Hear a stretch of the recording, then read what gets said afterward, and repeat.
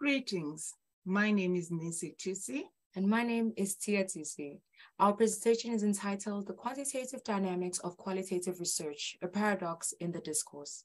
Our content outline includes the orientation, the research objectives, research design, methodology, results and findings, as well as recommendations. Looking at the orientations of the study, numbers have some bearing on meaning. The use of numbers is essential in qualitative research. The authors identified the philosophical foundations and value-latedness of the major research paradigms. The argument that both qualitative and quantitative research methodologies can produce relevant and useful research findings for counseling, as long as the researcher understands the importance of philosophical importance and coherence when working within a specific research tradition. The research objectives include to understand the importance of philosophical coherence when working within a specific research tradition. Our second, to make the use of numbers count.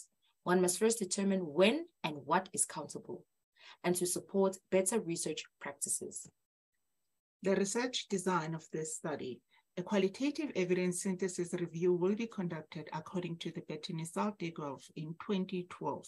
Postulated that it is a summary of research literature that focuses on a single question and proposed the role of systematic review within the evidence-based practices.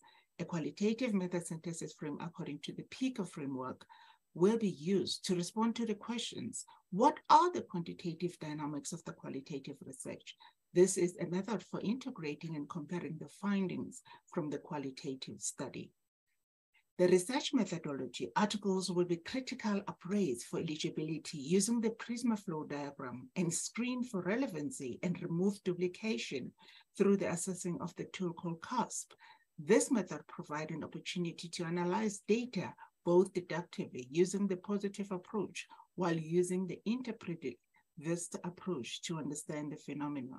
In order to prevent biases in critical evaluation, data will be organized using the thematic analysis method in a systematic, logical, and organized way. The trustworthiness framework to ensure rigor.